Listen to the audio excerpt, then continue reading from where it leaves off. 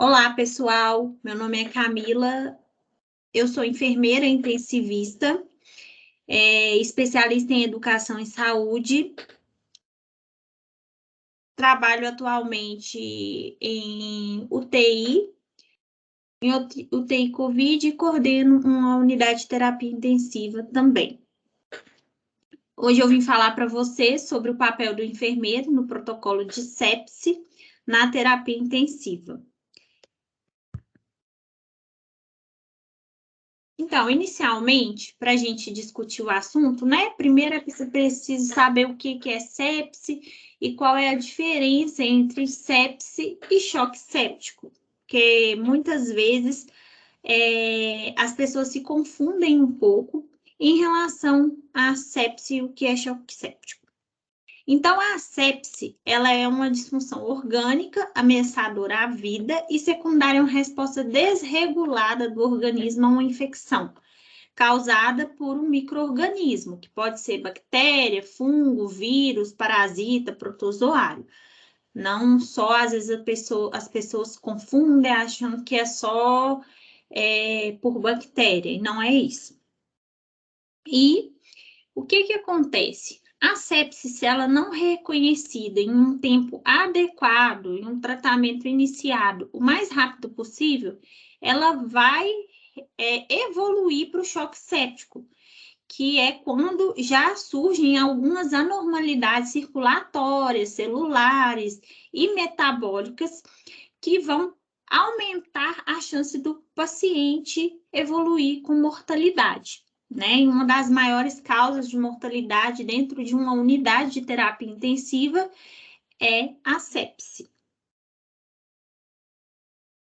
Então, como a gente falou anteriormente, né, que a sepse é uma disfunção orgânica secundária a uma resposta a uma infecção, então, para a gente deixar mais claro o que é essa disfunção orgânica, então eu trouxe aqui, dentro de alguns sistemas, né, do corpo, quais são os sinais que esse paciente vai apresentar, né? Sinais, exames de disfunção orgânica. Então, considerando o nosso sistema nervoso central, o paciente ele vai apresentar um quadro de alteração de nível de consciência, que aqui eu citei alguns, né? Que é um quadro de delírio desse paciente, ou pode ser um delírio hipoativo ou um delírio hiperativo, né? Esse paciente ficar mais agressivo.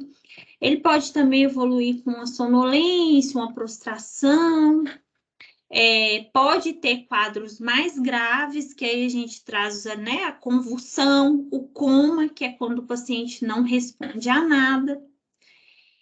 E essa disfunção, essas disfunções, elas vão ser ocasionadas principalmente por uma hipoxemia, né? Uma baixa perfusão nesse tecido cerebral. Na sepse, ocorre uma hipoperfusão por causa de uma vasodilatação, né, multissistêmica que vai ocorrer. Então, se perfunde menos, né, o tecido cerebral, vão ocorrer essas alterações. Essa vasodilatação no sistema cardiovascular vai gerar a hipotensão, né? O paciente vai ficar com a pressão mais baixa, uma pressão sistólica menor que 100, menor que 90. Lógico que a gente tem que comparar, né? Levar em consideração a pressão basal do paciente, né? Aí, se for um paciente já com a pressão mais limítrofe, considerar ali 40 milímetros de Hg menor do que a sua pressão sistólica basal, mas a vasodilatação que vai ser ocasionada pela sepse vai gerar essa hipotensão. Além disso, vai ter um aumento do lactato. O lactato, ele aumenta por diversos fatores. Hoje ele é até, assim, utilizado como um dos marcadores para a sepse. Porque a gente tem um valor de lactato que, acima de 2, o paciente está com hiperlactatemia. Então, eu vou precisar avaliar esse exame laboratorial. E o que significa nesse paciente que eu suspeito de sepse, esse lactato elevado? Significa que ele está num processo de hipóxia tecidual, né? A geração de energia celular, ela está na via anaeróbica e não na aeróbica. Então, vai começar a produzir lactato. Então, é um sinal aí. No sistema respiratório, nós temos, né, a hipoxemia, que a gente já vem tratando anteriormente, e vai ter uma redução da relação P de pressão de O2 e FO2.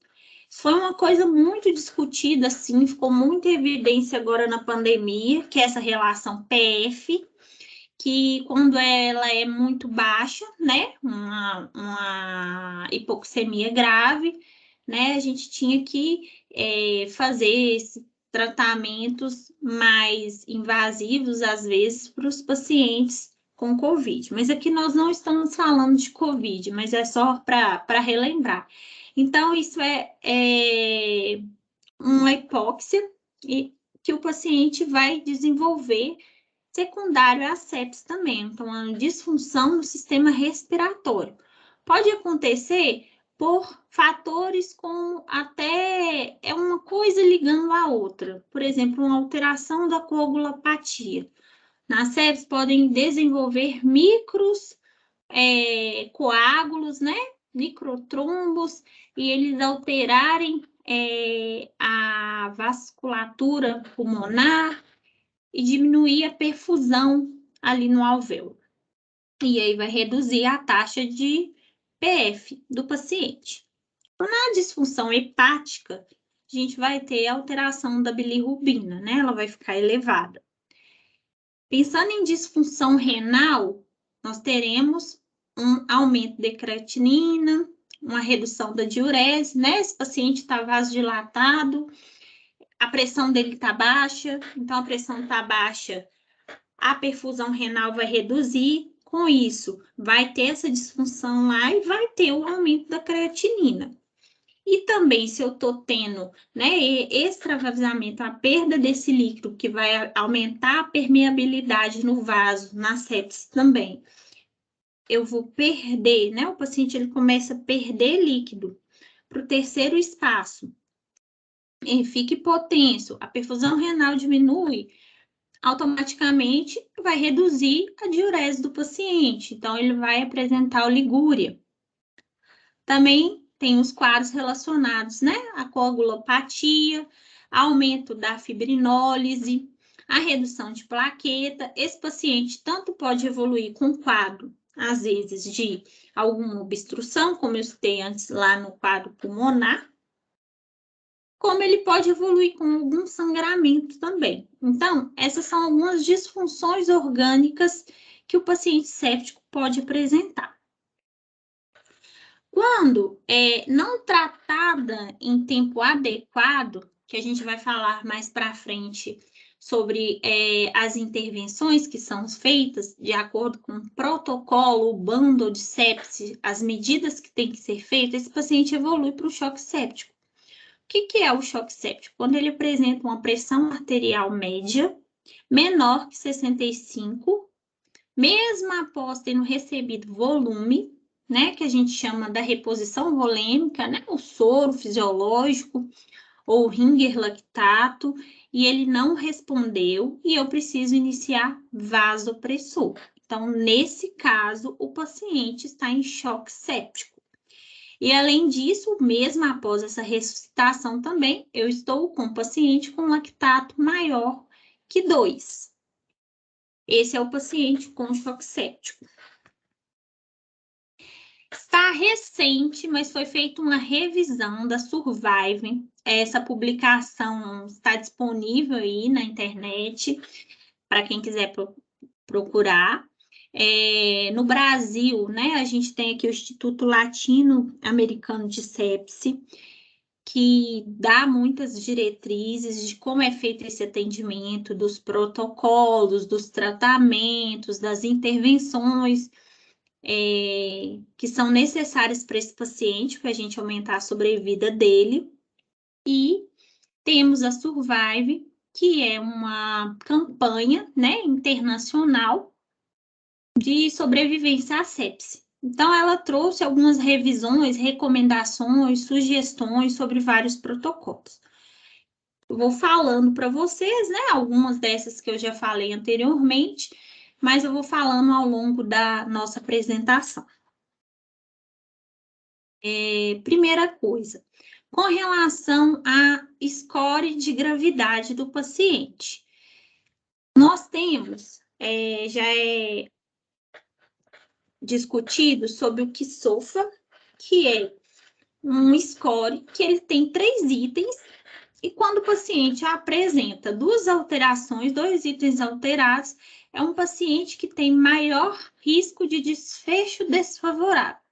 Não significa que isso fala que eu tenho 2 alterações e esse paciente é séptico. Não, porque ele pode ter apenas uma alteração e ele ser séptico. Só que ele é um score que indica a gravidade desse paciente. Indica que se esse paciente for para terapia intensiva, ele tem maior chances de complicação e de desfecho desfavorável.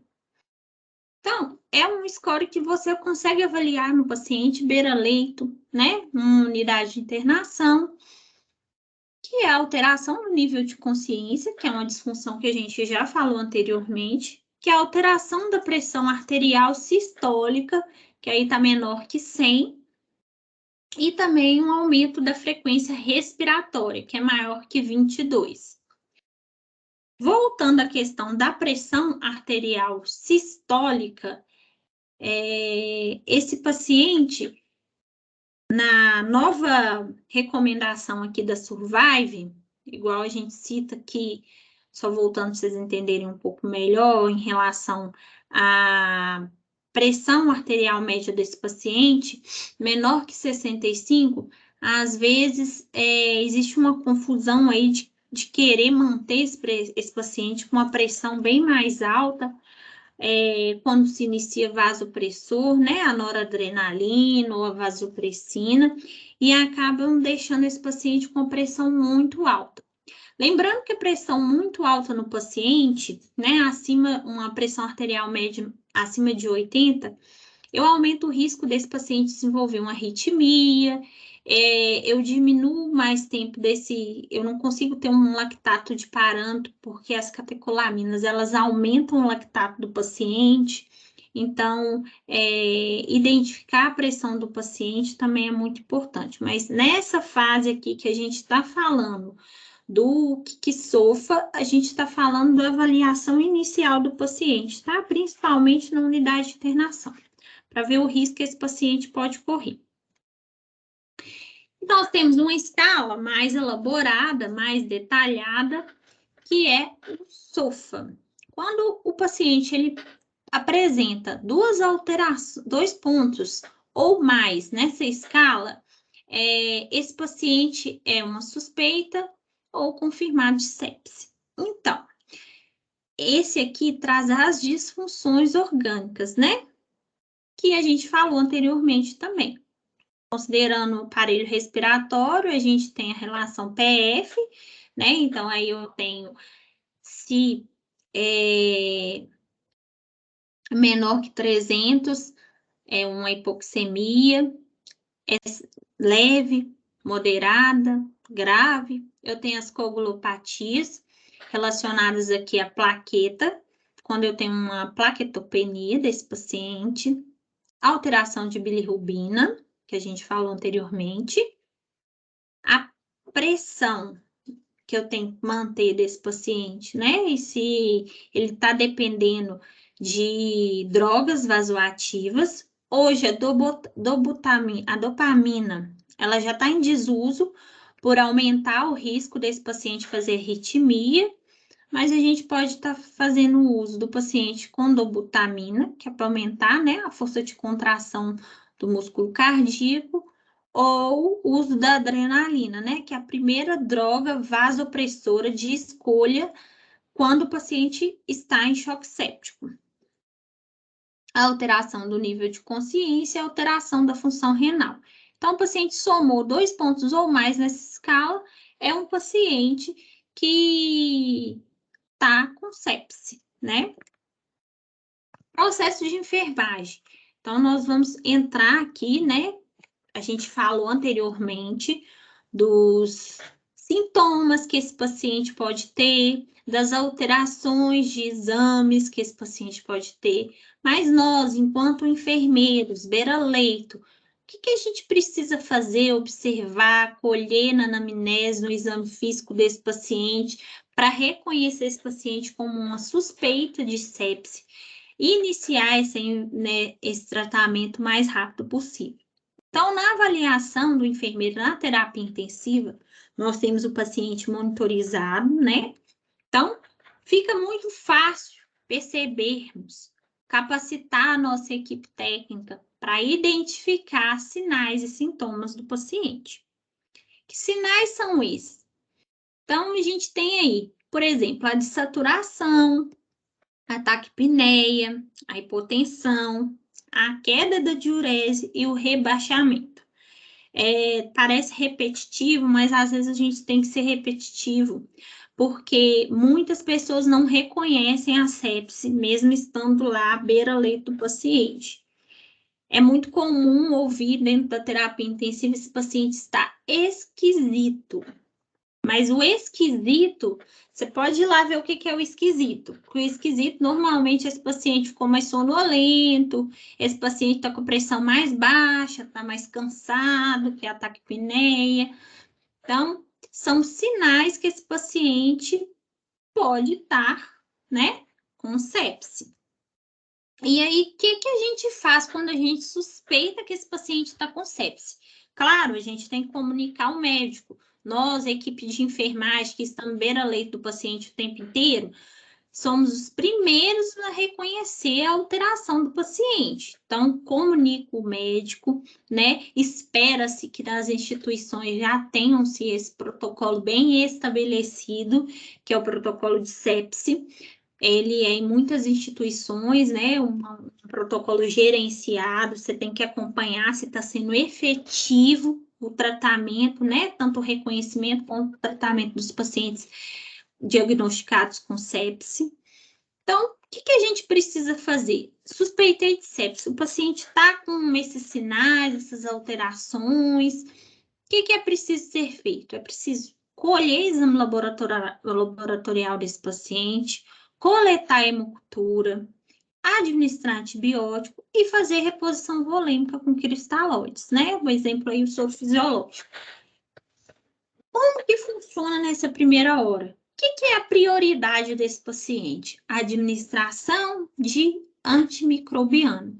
Ah, mas você me falou, Camila, que não é só bactéria que é causa de sepse. Realmente não é. Não é só bactéria. Mas eu tenho que iniciar o antimicrobiano o mais rápido possível. O ideal é que eu faça a cultura desse paciente para identificar qual micro-organismo. Mas, se eu não tiver tempo de fazer essa cultura antes de administrar o antibiótico, eu não posso atrasar a administração do antibiótico para coletar a hemocultura. O que acontece? A multiplicação das bactérias, ela é de maneira exponencial, é muito rápido, então eu preciso acabar com essa multiplicação, minimizar ela o mais rápido possível. Então, por isso que prioriza-se a administração de antibiótico. Então, administro antibiótico, eu tenho que ser rápido enquanto enfermeiro para comunicar ao laboratório, né? Porque alguns hospitais possuem sistema, o médico faz a solicitação de urgência, já cai na tela do laboratório, o laboratório já vai lá, acolhe, mas eu, enquanto enfermeira, eu tenho que ficar acompanhando esse processo para fazer com que o protocolo, essas medidas, elas sejam cumpridas para garantir melhor resultado para o paciente, melhor desfecho. Então, identifiquei, comuniquei ao médico, ele vai iniciar, pedir para repor volume. Então, eu preciso ter esse paciente com acesso térreo, calibroso, para fazer essa reposição volêmica. para correr os antibióticos. Em muitas instituições, quem faz a coleta dos exames é o enfermeiro, até porque a gente tem uma legislação que fala que a gasometria arterial ela tem que ser coletada pelo enfermeiro. E nesse paciente, né, é importante uma coleta de gasometria arterial para você ver tanto a questão do lactato do paciente, quanto para ver também essa relação de IPF, né, para a gente identificar essa hipoxemia no paciente. Então, é importante que o enfermeiro fique atento a essa primeira hora.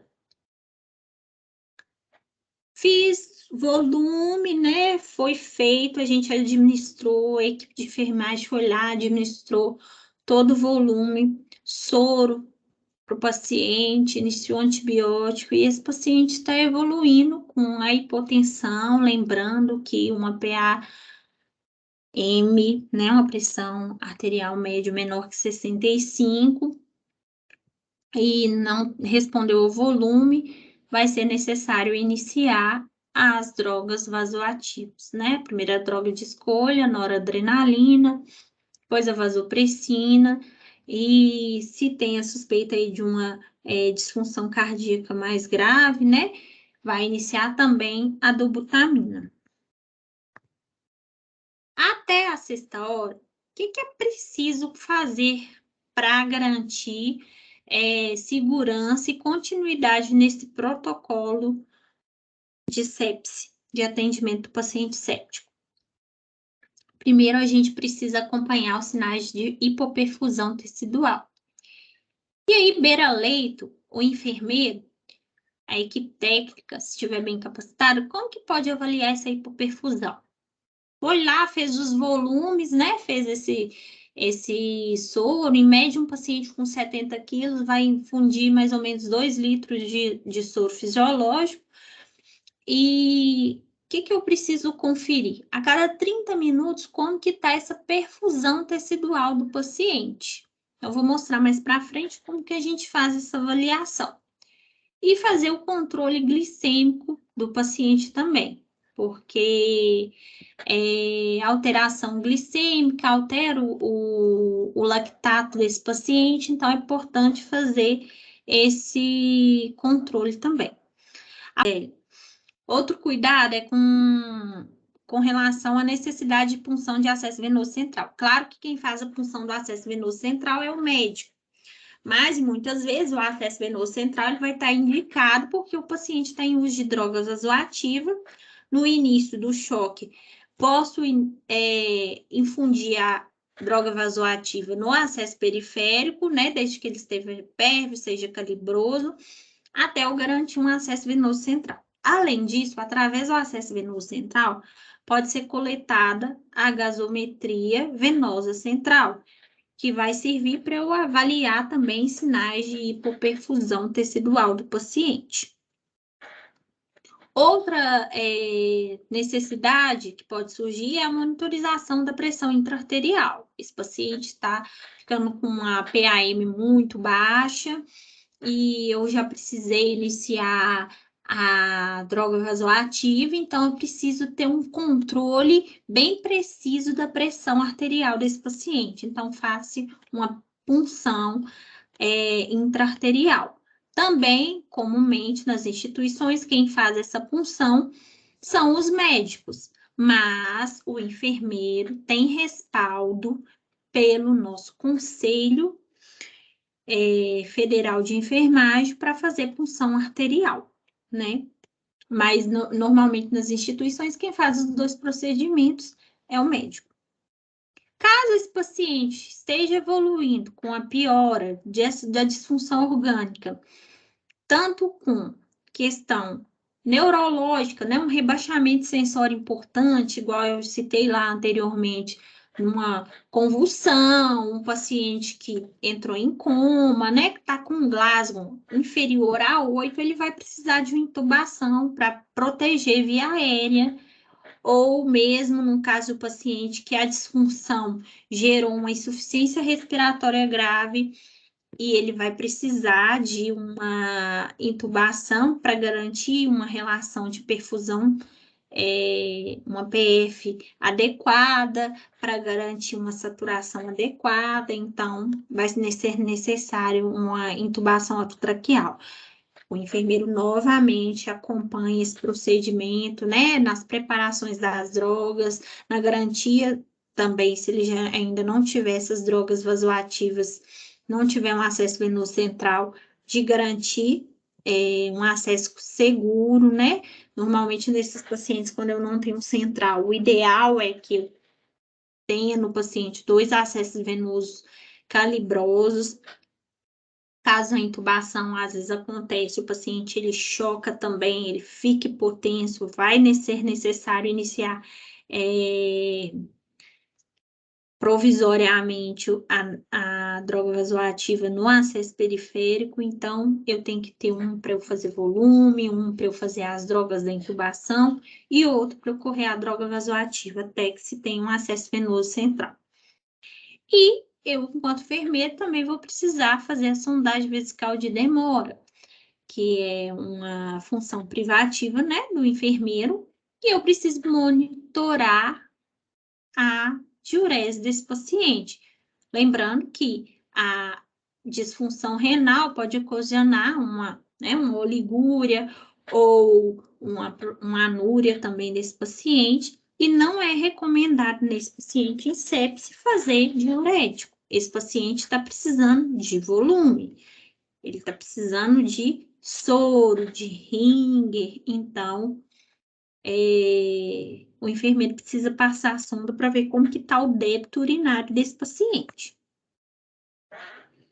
E dentro do nosso processo de enfermagem, depois que a gente identificou lá os sinais e sintomas do paciente, né, atendeu às necessidades dele, a gente identifica os diagnósticos de enfermagem do paciente, né, que são respostas que esse paciente apresenta. E dentro de todo esse contexto que eu falei para vocês da sepse, o paciente com sepse ou choque séptico, quais diagnósticos de enfermagem a gente consegue identificar nesse perfil de paciente? O paciente ele pode ter um diagnóstico de diminuição do débito cardíaco, lembra que a gente falou, a hipotensão, a disfunção cardíaca, que às vezes vai ser necessário uma dobutamina para esse paciente, então vai alterar a contratibilidade do músculo cardíaco e automaticamente uma diminuição do débito cardíaco. A gente também vai ter outro diagnóstico possível, que é a troca de gases prejudicada, a alteração, né, dessa perfusão capilar lá no alvéolo. Então, alteração na ventilação, perfusão, vai gerar essa troca de gases prejudicada.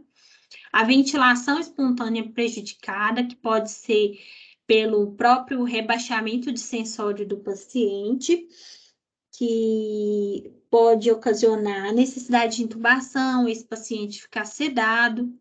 Temos também a questão o outro diagnóstico que é possível identificar perfusão tecidual periférica ineficaz pela própria sepse, por ter a vasodilatação, e também o uso das drogas vasoativas vai reduzir a perfusão tecidual periférica, né? A demanda do organismo por órgãos mais, digamos assim, que tenham uma importância maior, que não é a periferia nesse momento.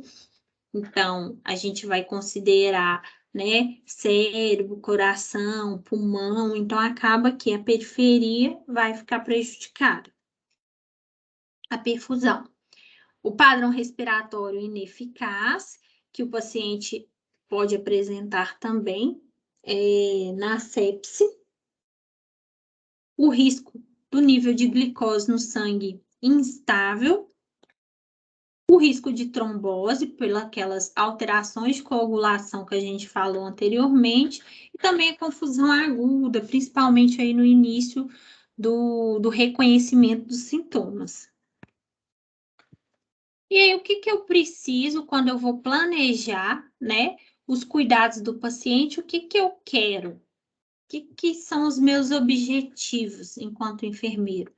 Eu preciso planejar os cuidados visando otimizar o débito cardíaco do paciente, melhorar as trocas de gases. Então, estou fazendo a relação, link ali com o diagnóstico que a gente colocou. Eu preciso otimizar o padrão respiratório desse paciente, garantir uma ventilação mecânica adequada, fazer com que esse paciente restabeleça o nível de consciência, que melhore a perfusão tissular periférica, que mantenha um controle glicêmico e minimizar o risco de tromboembolismo venoso. E quais são os cuidados, né? Quais são os cuidados, as intervenções necessárias para eu orientar ou para eu mesma fazer, para eu orientar a equipe técnica para esse paciente. Então, na implementação do meu processo de enfermagem, são cuidados, né, intervenções que a gente pode fazer, são necessárias. Monitorar continuamente e registrar os sinais vitais, principalmente no caso aí desse paciente, a pressão arterial, que a gente vem falando, e aí reforçar novamente que o ideal é manter uma PAM em torno de 65 milímetros de Hg, nem abaixo, para não diminuir ainda mais a hipoperfusão, e nem alta demais, né, acima de 80, para eu não correr o risco desse paciente fazer uma arritmia cardíaca, para eu não aumentar ainda mais o lactato desse paciente. Então, tem que ter esse cuidado. Manter a cabeceira elevada de 30 a 45 graus e o repouso no leito. No caso desse paciente, principalmente está com uma disfunção respiratória no momento, mas está com apneia, com a saturação mais baixa. Ou mesmo no caso desse paciente já está em uso de uma ventilação mecânica, ele vai precisar ficar com essa cabeceira mais elevada para melhorar a ventilação do paciente, para reduzir o risco de outro evento, que pode ser a pneumonia associada à ventilação mecânica, porque até o momento a gente não sabe qual é o foco dessa sepse. Lá no início, na primeira hora, a gente coletou as culturas do paciente. Que culturas? A gente coletou o sangue, a gente coletou a via visível possível de infecção desse paciente, principalmente na terapia intensiva. O paciente ele é multi-invadido às vezes, né? Ele está com acesso central já prévio, ele está com a PIA, porque aqui eu citei, a gente vai colocar, mas às vezes o paciente na terapia intensiva ele já está com todos esses dispositivos, só que são dispositivos que estão há mais tempo no paciente, e esse pode ser o foco infeccioso do paciente. É uma sonda mais antiga, uma sonda de demora mais antiga, um paciente que já está na ventilação mecânica mais tempo, ou um paciente que está com acesso venoso central também há maior tempo, que tem uma lesão, uma ferida, né? Uma ferida operatória, ou uma lesão por pressão infectada, ou um pé diabético com a lesão infectada. Então, eu tenho que identificar esse foco, que vai ser necessário coletar a cultura. A cultura que a gente dá mais prioridade, tenta ser mais rápida, é a hemocultura, que a gente colhe 2 amostras. Eu vou voltar aqui só para eu acho que eu não fui bem clara aqui no início, que a gente vai coletar os exames laboratoriais e a coleta das culturas. Então, essas culturas, né, eu falei da hemocultura, e tem os outros focos infecciosos do paciente, que pode ser, né, a ponta do acesso venoso central que está antigo, a ponta do catéter de PIA que está antigo. Então, se essa PIA for femoral, no caso, tem o aspirado do tubo, né? A secreção pulmonar do paciente, se ele já está entubado, se já é um paciente traqueostomizado, o foco infeccioso pode ser pulmonar. Se esse paciente já faz uso de uma sonda de demora há mais tempo, então o foco pode ser uma infecção urinária, eu preciso coletar ou mesmo que eles não estejam fazendo uso de sonda vesical de demora, esse paciente chegou na terapia intensiva, é um idoso, faz uso de fralda, então pode ser um foco também. Então, vou coletar essas culturas. E aí, então, esse é um dos cuidados, né? Eu também preciso monitorar o padrão respiratório desse paciente. O enfermeiro precisa fazer a ausculta pulmonar para ver se esse paciente está muito secretivo, se precisa de mais aspiração de via aérea. Avaliar dor nesse paciente para gerar mais conforto, porque a dor no paciente às vezes pode deixar ele, né, com sinais vitais alterados. Manter um acesso vascular calibroso e pérvio, que aí já é uma medida que a gente vai lá do início, né, do reconhecimento, que eu vou precisar do acesso vascular calibroso e pérvio para fazer o volume, para fazer as medicações. A gente precisa avaliar o nível de consciência em períodos menores desse paciente também, porque para ver se ele está respondendo à perfusão também, né, as medidas de reperfusão, se esse paciente está ficando mais acordado, mais orientado, ou se ele está cada vez mais rebaixando o nível de consciência, ficando mais prostrado, ficando mais confuso, o que está acontecendo com esse paciente. Inicialmente, a gente precisa manter a dieta do paciente suspensa. Por quê? Principalmente se o paciente tiver sem invasão, tiver sem ventilação mecânica. Pode ser que eu precise entubar esse paciente, eu não, né? O médico, mas precisa entubar esse paciente, então o ideal é que eu deixe esse paciente nessas primeiras horas aí do protocolo das primeiras intervenções com a dieta suspensa. Outra coisa que a gente vai fazer é ir acompanhando os exames, né? Coletou os exames, normalmente, né? O laboratório coleta, ou o próprio enfermeiro coleta.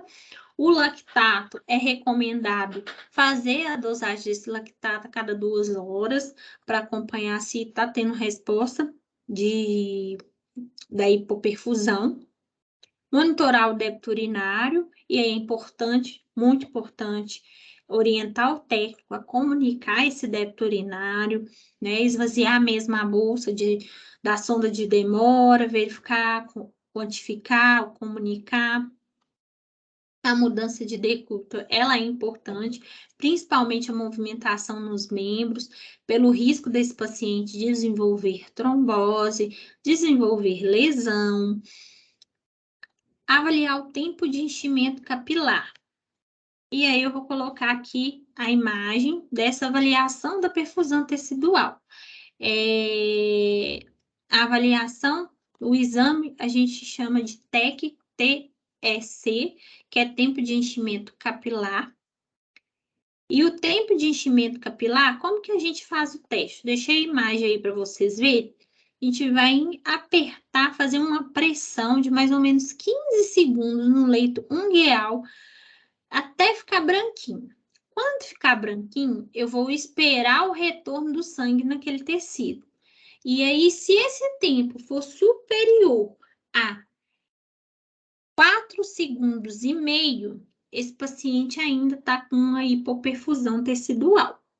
Então, a gente precisa fazer essa avaliação.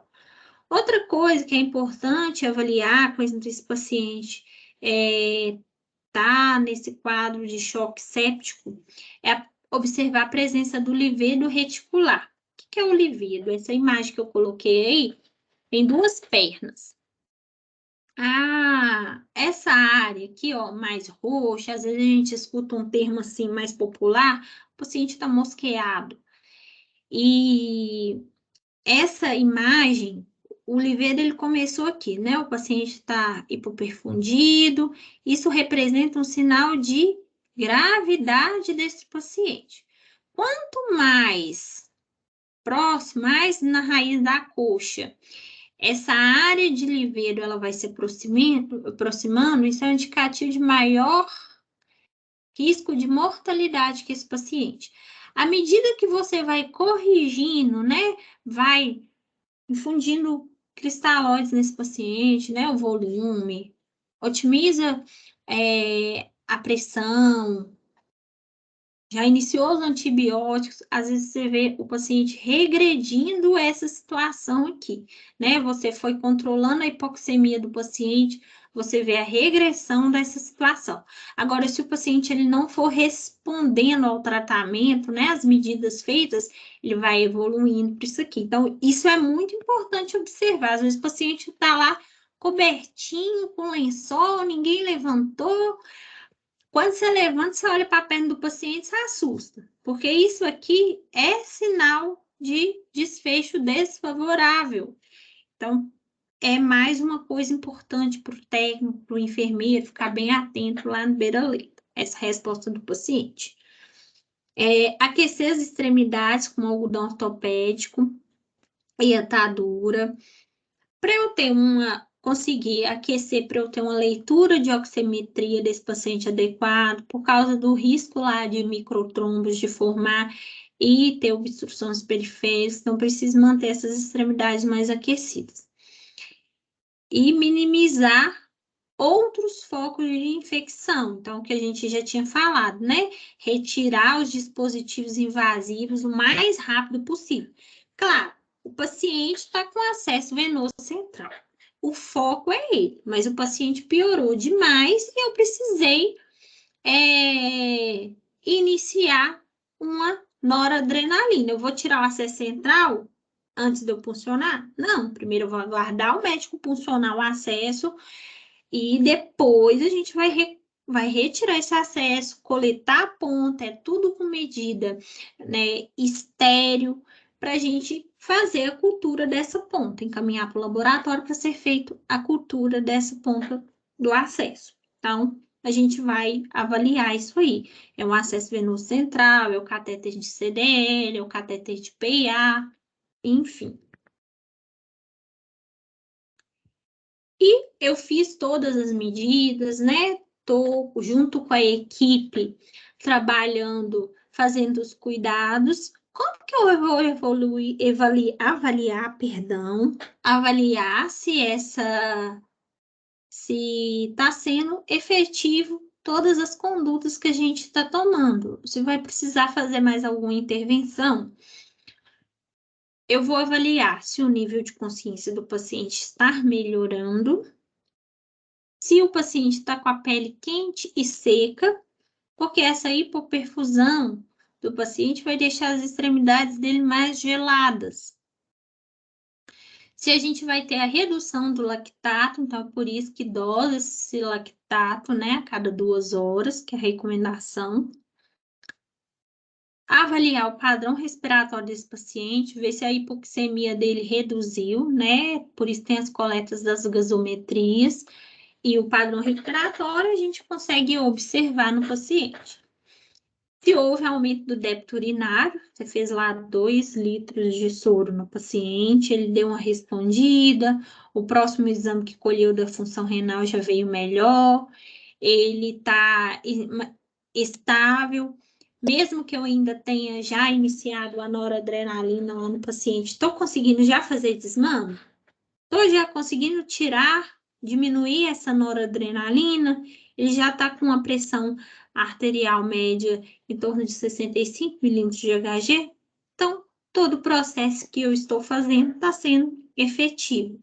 Se não, eu vou voltar a avaliar, né, individualmente o paciente e ver o que mais que a gente pode fazer enquanto equipe para tentar ter um resultado positivo para esse paciente.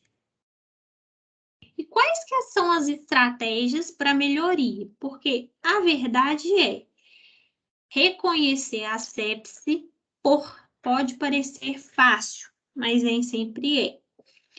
Então, é preciso capacitar as equipes, capacitar a equipe de enfermagem primordialmente, que é a que está beira-leito. No CTI é a que vai mais próximo do paciente, na unidade de internação. Então, a equipe estando capacitada para reconhecer a sepse do paciente, a gente vai salvar muito mais vidas. A higienização das mãos, porque a prevenção de infecção dentro da terapia intensiva é muito importante. Essa é uma meta mundial da segurança do paciente.